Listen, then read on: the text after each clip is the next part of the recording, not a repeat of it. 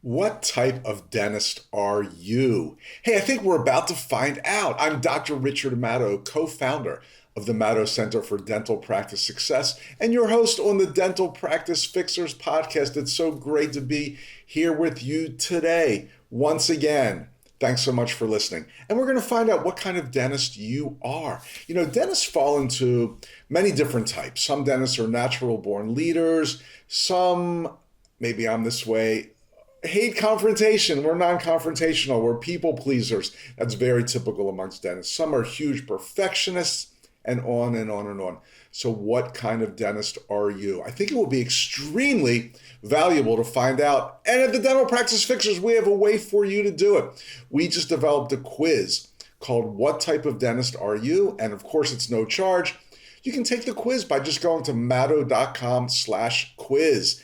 madow.com/QUIZ. And within a matter of minutes, you'll find out what kind of dentist you are. I was kind of surprised to find out what kind of dentist I am. So I'm urging you to go find out what kind of dentist you are at madow.com/quiz. And speaking of that, if you're a kind of dentist who loves saving money on your dental supplies, your lab, your equipment purchases, all those things, well, it's time to get the same group rate and deals that all those DSOs get. Yes, you can do it. Even if you're just a small solo practice or a medium-sized group, you can beat the DSOs at their own game. Go to madow.com/united to join DDS United. I'm so proud to endorse them because they are doing an amazing job helping dentists save money and get high quality products, supplies, labs, all that great stuff. Okay, so let's do some, what they call, I'm air quoting, content. And then, of course, our mystery shopper calls. I just want to tell you a quick story. A short time ago, I have a very good friend, Denny. Denny and I grew up together in Baltimore. We've been friends for so long, I think since elementary school. And Denny in Baltimore was going to the same dentist his family went to for many, many, many, many, many, many, many years. He was very happy with his dentist.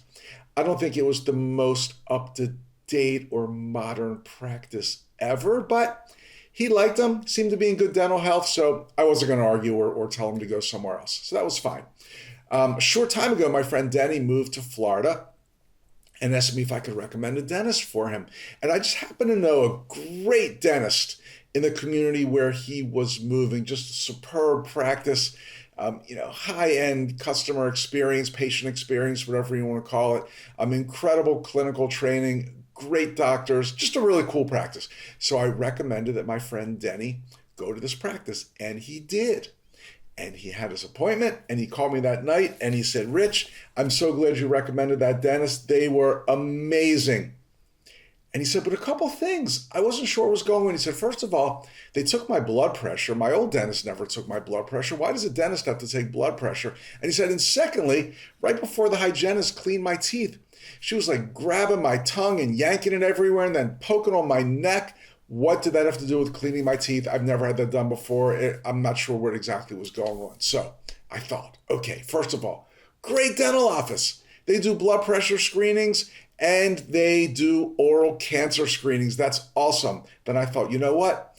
Huge missed opportunity for this practice because they didn't tell Danny what they were doing. Danny didn't know what was going on here. Why are they doing this? What are they doing? So I just started thinking, how many missed opportunities do we have in our practices where we are doing something really good for our patient, where we are doing something that elevates us above the mediocre practice, probably better than the practice they used to go to, as in Denny's case? Why do we do something like that and not let the patient know exactly what we're doing? It's a huge missed opportunity. For example, what if as a new patient, they just said to Denny something like, we take your blood pressure at every visit because your overall health is just as important to us as your dental health. Many people aren't aware that oral health and general health are closely connected. And for example, high blood pressure, well, it doesn't have any obvious symptoms, but catching it early can prevent a lot of serious problems. And since many people see us more frequently than they see their physician, monitoring your blood pressure is just a great service that we do for all of our patients. And it really helps you stay on top of your overall health. Boom. He'd be even more impressed with his awesome practice. And then doctor or hygienist, usually hygienist, but whoever's doing the oral cancer screening, before you do it, tell the patient what you're doing. Say, we're about to do an oral cancer screening, and we do this because sometimes we can catch oral cancer in a very early stage. It's very deadly, often goes undiagnosed and untreated for a long time. So this is just a great service that we do for you. I'm just going to gently put this gauze on your tongue, and now I'm going to look underneath your tongue, and now picture, you're doing this, or the hygienist is doing. I'm looking at your cheeks. I'm looking at the top of your tongue now. Oh, let's try to stick it out a little bit. Looking at the back of your tongue. Oh, everything looks really good. Now I'm just going to touch a few areas in your neck. These are where some of your really important glands are. So now you're poking the patient's neck, and you're saying, I'm feeling for little bumps and lumps and asymmetries. And the good news is everything seems great. Boom, you do it while you're doing the exam, so it takes you zero extra time. And boom, now you're not only doing a good service, but you're kind of more or less getting the brownie points for it, as they say. So first of all, do these things. Every patient, every new patient, every patient on their 6-month or whatever visit should get a blood pressure screening. I know my dentist does this for me. My hygienist is awesome. She's been doing this for me for years. Blood pressure screening, oral cancer screening, but make sure, especially with a new patient, particularly with a new patient, make sure they know what you're doing. That's a really important tip, a powerful tip, and it takes you no extra time, unless you're not doing these exams to begin with, and then do them. That's my advice. Do them. Stop it.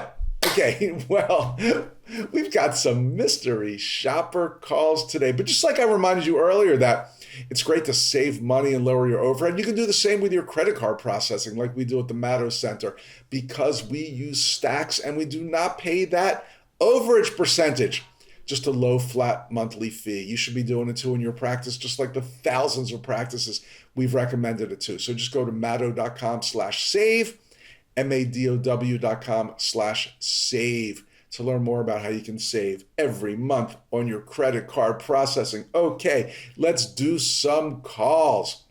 This week, I'm a new patient. I'm looking for a new office, and I just don't want those darn x-rays. Okay, let's see what happens. This call may be recorded for quality and training purposes. I'm really nervous now. I found no correlation between that recording saying the call is recorded and the Good afternoon, Dental. Chrissy speaking. How can I help you? the way the calls are handled. Hey, I've got a question for you. I'm overdue for a checkup and cleaning. I haven't been to your office before, but I'm probably going to switch for my dentist now. But where I go now, they always insist on doing x-rays. Do you always do x-rays when you do a checkup? For a new patient, yes.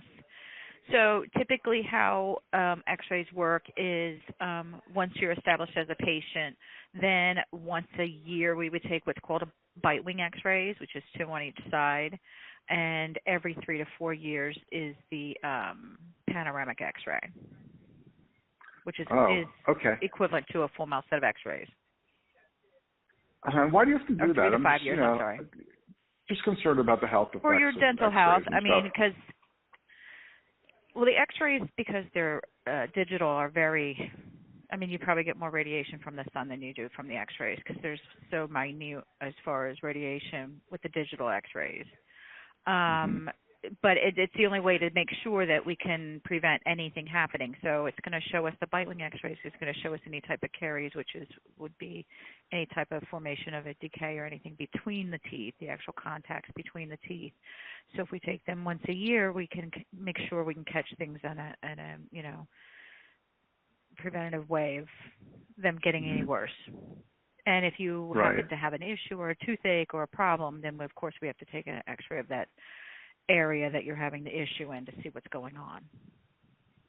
Got it. Okay, cool. Well, thank you so much for that info. You're welcome.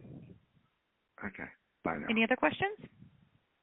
No, you answered my questions. That was great. Thank you so much. You're welcome. Okay, bye. Oh, no, Bye-bye. Please don't do it. At the very end, I just was like pausing. I was trying to give her an opportunity to say, would you like to come in? But all she did was say, do you have any other questions? Yeah, my question is, why didn't you offer me an appointment? I'll tell you, she wasn't bad. She was patient. She was nice. She used the term caries, which, of course, as you know, I don't like using any kind of dental terminology that the general public doesn't understand. But we can even overlook that because I think she backed it up by saying decay. You know, these x-rays, you get more radiation from a day in the sun.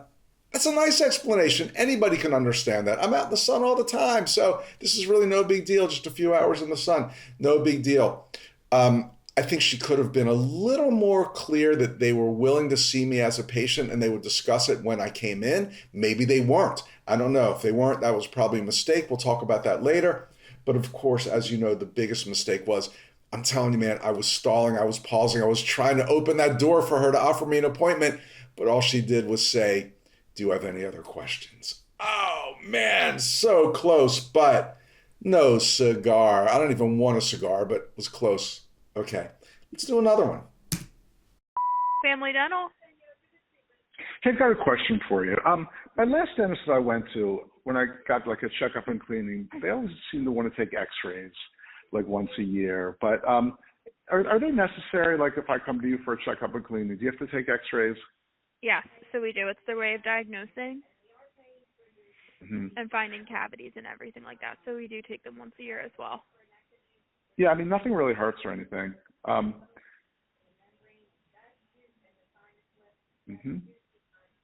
Okay. I'm just concerned about the safety, I guess. Yeah. Okay. What is Yeah, she I'm not doing? sure if they would do them, especially if you're a new patient over here with no x-rays. Especially for new patients. Okay. So it sounds like if I don't want x-rays, I'll probably have to go somewhere else. Yes. Yeah. Okay, thank you. No problem. Okay. Bye. No problem. I think there's a major problem. Maybe few. Okay. Especially is not a word. Oh, that drives me crazy. Especially. I'll bet she also is going to get an espresso tonight. No, the word is especially, not especially. I can even forgive that. What was with her? It was a really weird cadence. It was like she let me say something, and then maybe she just said like one word and then just left this silence. You know, it's usually the opposite problem, like dental people. We love to talk. If there's a millisecond of silence, we have to fill it in. She was the opposite. She just left those long, uncomfortable pauses and gaps. It was really weird. And then as the call was progressing, it was very clear she just didn't want to mess with me. And goodbye. See ya later, Gator. Woo. Very bad. And remember, a patient is calling and saying they don't like x-rays or they don't want x-rays or why do you take x-rays? They can turn out to be a great patient. This is a new patient. Out of all the practices around you, which there could be thousands, they chose you to call. We're not just going to let this patient slip away. We're going to offer them an appointment so we can discuss their concerns and their needs in person. Well, that's what we should be doing. So far, we're 0 for 2. Let's see if we can make it 1 for 3. Dental Care, this is Victoria speaking. How may I help you? Hey, I have a question for you. If I come in, I've never been in before, but if I come in as a new patient, just like for a regular checkup and cleaning, do I need to get x-rays done necessarily? Not if you didn't want to, no. So I could just say no x-rays and they would respect that? Yeah, right. If he gets a cleaning and he doesn't want x-rays, he doesn't have to get x-rays. Depends when he has to. If it's a new patient, he has to get them. Okay, never mind. If you're a new patient, you have to get x-rays. Oh, wow. Things change pretty quickly around here. Okay, you have to. Okay. And again, why is that? Why does a new patient have to get x-rays? Just like policy? I'm not sure why is that. Okay. Hold on one second. For a legal standpoint. From an illegal standpoint? We've never seen him. We can't properly diagnose without. For legal standpoint, we can't properly diagnose without having x-rays. That's how like the doctors do it for the comprehensive exam here. I see. Okay. So we're not like concerned about radiation or anything. That's not a big deal, you think? I do not think so. Nothing. Okay. Okay. All right. Great. Well, thank you so much then. Have you had x-rays recently somewhere else? It's been maybe 2.5 years. 2 to 3 years. Yeah, you would be due for them anyway. I'm due for them. Okay. Although I think actually I had radiographs, not x-rays. I'm not sure if there's a difference. He's had radiographs done. Are they the same thing? Yeah. Same thing? Okay. Yeah, that's the same cool. thing. I'm sorry. That's okay. It's okay. Well, thank you so much. Thank you. You have a good one. You too. Beautiful. You have, oh man, I hope it was this person's first day. If not, I love how she like handed off every question to somebody sitting next to her, and I can hear that person in the background. This practice needs to be clinically calibrated. Clinically calibrated means every person in the practice, whether they are business team or clinical team, knows the parameters of all the basics of their clinical philosophies. Why and when we do x-rays, what the purpose is, what does a new patient get as far as x-rays, why radiographs and x-rays are the same word. Let's get that down.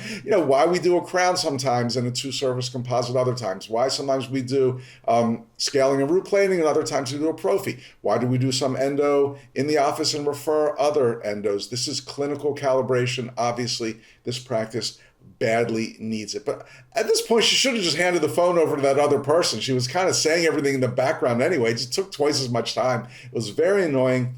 And at the end, of course, no attempt to even placate me and say, why don't you come on in? Come on in. We can discuss it when you're in. Get the patient in. Get the patient in. This person, me, could have turned out to be a good patient. Let's do one more. I'm hoping this practice will get it correct. Dentistry. Proudly serving our friends and neighbors in the region for more than 20 years. If you're a new patient, please press 1. An existing patient, please press 2. Calls may be monitored for training purposes.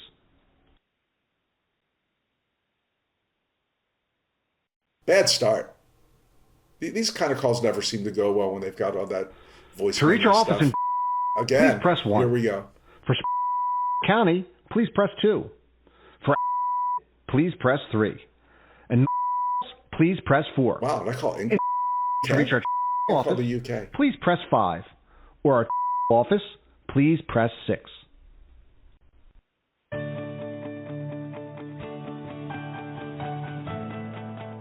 After all that, now I've got to suffer through some bad music. Okay. Dentistry, how may I help you? Hey, I have a question for you. If I come in as a new patient, just for like a checkup and cleaning and things of that nature, do I need to get x-rays? Yes, because if we've never seen you before, the doctor would need to have x-rays, unless you have x-rays done within the last 6 months and you can bring them with you or have them transferred over. I don't have x-rays in 6 months. Probably 10 or 11 months, but not 6. Yeah, she'd have to have updated x-rays within the last 6 months, or she would have to take them herself before she could clean you. Got it. Okay. I'm sorry. Thank you so much. You're welcome. No need to apologize. But okay. All right. Why what's so funny? Because I don't want people to. It's funny how many people ask about the X-ray thing, and then I would some people yell at me and say, "Well, I don't want them taken." And I'm like, "I'm sorry. It's just the way they have to do it. Just as a liability issue on their end." I would never yell. Well, thank you. I appreciate that. Yeah, just because they can't see in between your teeth when they're cleaning, they just want to make sure that there's nothing that they're missing, so they always take X-rays prior to cleaning you. So you don't have a dentist with X-ray vision? No. No, wouldn't that be wonderful? Be awesome. Okay, and again, not to keep you hanging here forever, but obviously people like me who are concerned about the safety of X-rays because, there's all kinds of pollutants and bad things in the air, and I'm just trying to be as careful as I can. Absolutely. But you're not concerned about the danger there? Oh, no, absolutely not. In fact, you get more radiation from being in the sun for 20 minutes than you do getting X-rays. Oh. Okay. Well, I'll keep that in mind next time I'm in the sun. Crazy factoid. Okay. All right. Got it. Thanks so much. Oh, you're welcome. I hope you have a wonderful day. Oh, and it's already beautiful. Thanks. Bye. Oh, you're welcome. Bye-bye. 20. I'm not sure what the actual statistic is here. Maybe it depends how sunny of a day it is, but 20 minutes in the sun, 1 day in the sun, it doesn't really matter. The fact is you do get radiation exposure when you're in the sun, and we can use that to our advantage with a patient like this. But man, first of all, it took over 1 minute just to have a human being on the phone. By the time, they answered, I got two menu robotic menu things, then some bad music. 1 minute's way too long. In the real world, I'd be very impatient, probably would have hung up before anybody actually came to the phone. But she like almost ended the call. Then I kind of joked around and we had a comeback and she was getting friendly. I think she really could have pulled me in. I think one of the common themes here is, will you see a patient who says they don't want x-rays? And I would say, again, this person can be a good patient. I think they can be educated, convinced, whatever you want to say, that x-rays are a necessary thing. I'm not going to get into legal and ethical standards. I know some people would say you cannot see a patient that's dictating treatment, telling you what you can and can't do. Other people would say as long as they sign a waiver in the chart or whatever that they've refused x-rays and they're putting themselves at risk, whatever. I'm not a lawyer. I'm not a dental whatever, I'm a guy who's going to help you grow your practice, but I'm not somebody who can tell you the intricacies of the laws and ethics of dentistry. I know in my practice, I had on several occasions just had somebody sign that they were refusing x-rays at their own risk, knowing that we might not be able to fully diagnose. I always thought, like, what's the worst that could happen? So they've got a carious lesion, or they've got a radiolucency, the apex of a tooth that you can't see. Well, you can't. What are you supposed to do? I still think you're doing them a better service to treat them in your office than not to treat them. But again, that part's up to you. What I'm saying is, if you get them in the office and talk to them, in a really pleasant and comfortable and confident way, you may be able to get them to say, you know what, let's do some x-rays. Again, these are things that you can discuss at your calibration meeting. Something like, I understand your concerns about x-rays. We only take them when necessary to keep your teeth and gums healthy. They allow us to see things that aren't visible during a regular exam, like cavities between your teeth and issues with the bone that holds your teeth in, maybe even possibly infections that don't hurt. These things are really common, and catching them before they get bigger can help prevent much more major issues down the road. And the amount of radiation you get from dental x-rays is extremely low, just like spending a few hours in the sun. I do like the sun comparison there. But if you'd like, we can discuss any specific concerns you have and find the best approach for you during your first examination in our practice. Again, we can discuss the best approach for you. Let's get you in. Let's offer 2 good times. Again, I know some practices out there would say, absolutely not. I'm not treating a patient who refuses x-rays. Others would say, I'm doing it as long as they understand they're putting themselves at risk. I'm somewhere in between. I think I would say, let's get the patient in. Let's let them know why these are so necessary. Let's get them to love our office. Many people will say, okay, I'll allow you to do some radiographs. The philosophy is up to you about how you can treat these patients, but I'm going to say get them in the office and wow them. That's step number 1. Okay, wow, a lot of stuff today on the fixes. I just want to remind you because I gave you 3 websites to go to. So I'm going to give you a quick reminder to find out what kind of dentist are you and to take the quiz.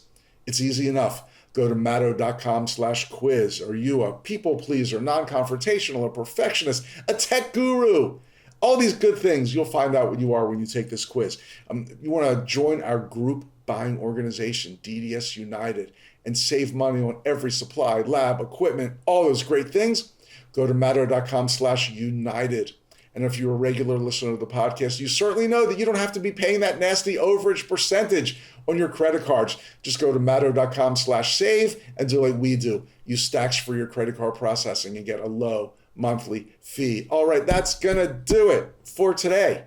I'm Dr. Richard Matto, co-founder of the Matto Center for Dental Practice Success. You can email me at rich@matto.com. I'd love to hear from you, and I hope to see you soon. Thanks.